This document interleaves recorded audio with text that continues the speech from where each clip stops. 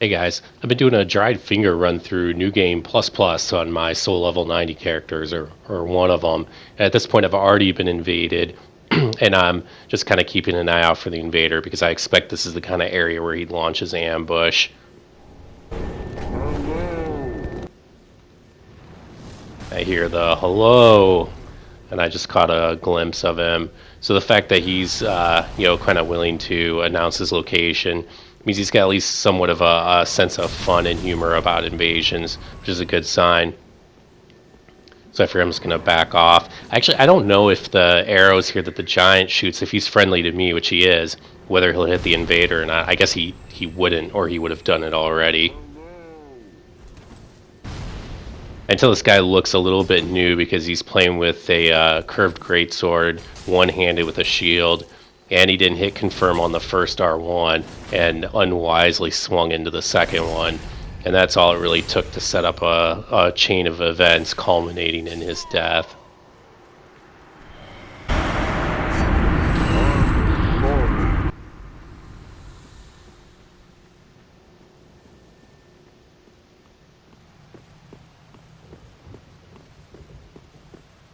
So one pattern that kind of emerged is I would play through entire levels and never get invaded once. And then when I would get invaded, I had the dried fingers running the whole time. I would get invaded again and again and again by the same player, pretty clearly showing that there was only the one player invading in that area, or very few players invading. And you can see I've got this guy in full-on panic mode at this point. And this is another invader that doesn't seem terribly experienced.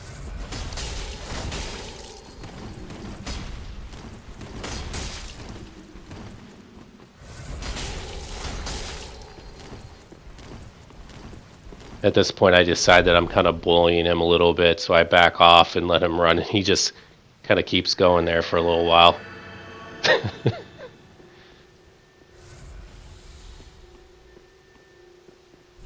So I was half expecting like an obscuring ring and then some great bow shots, but no, here he comes.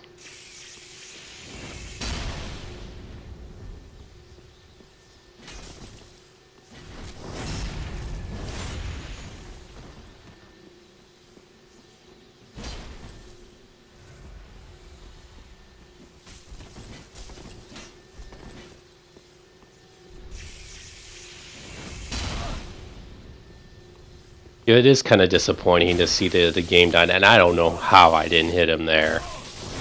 It's been kind of disappointing to watch the game die slowly, and to be able to do a dried finger run like this and not have just wall-to-wall invasions.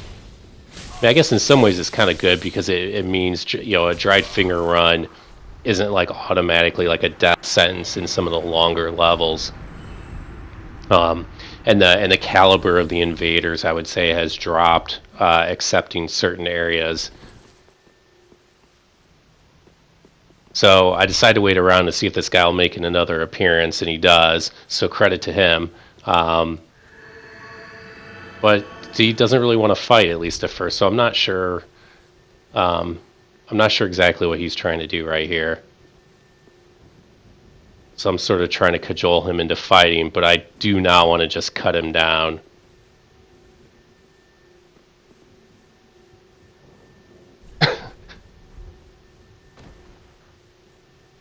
So now I'm thinking, like, what am I going to do? Am I just going to run to the boss and leave this guy here, or what do I want to do?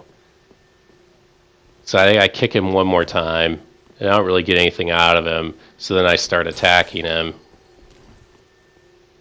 Unfortunately, he's fat rolling.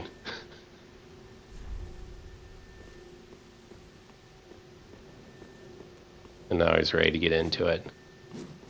And there's that another player just swinging multiple times with a slow weapon. And not only is there the obvious parry risk, but it just allows you to space them out so badly. It's such a bad idea to swing twice like that unless you hit confirm. I mean, you have to do it on occasion if for no other reason to keep the other player honest, so you don't fall into too much of a pattern, but the swinging multiple times should be the exception. So I want to just draw attention to something probably everyone at this point has noticed. The icon in the upper left for my Covenant stops flashing at a certain point which tells me that I'm about to get invaded. It can flash obviously for other reasons if you're entering an area that doesn't support multiplayer, but most of the time when you see that stop flashing like that, it means that you've got an invasion that's just starting a connection. So you've got probably about 12 seconds-ish until you actually get invaded. I got in the habit a long time ago of having a covenant like that equipped. In this case, it's either like the Blue Sentinels or the Dark Moon. I think it's probably Blade of the Dark Moon. Plus, with the recent changes to the summoning mechanic, I think I've got Dark Moon Blade on just about every build I've got now, just because you get summoned so much more frequently.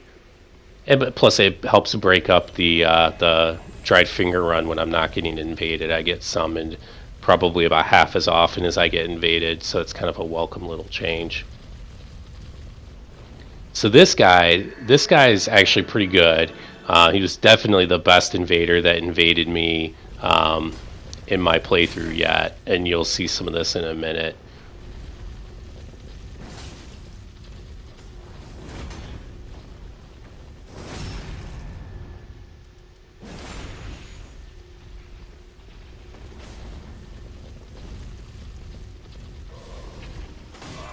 So here you don't see it as much. He didn't really get a chance, I don't think, to really show off his skills just because I end up breaking his guard. But you'll see he ends up invading me, I think, 3 more times in quick succession. So this, I think, was his best performance of the group. He ended up coming very close to killing me a couple of times, and what you'll see here in the fight. Goes for the wake up into the other weapon art, which is a great roll catch. And there I wait for the R2. But I'm trying, normally most hosts would just be rolling away furiously at this point, and I'm trying to play against that, but he's gotten a couple of really nice backstabs on me. And at this point, I'm looking like I'm in pretty big trouble. He gets the R2 roll punish because I can't see him on my camera.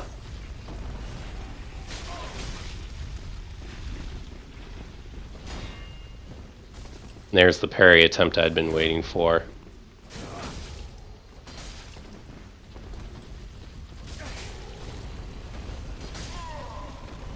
Man, that was close.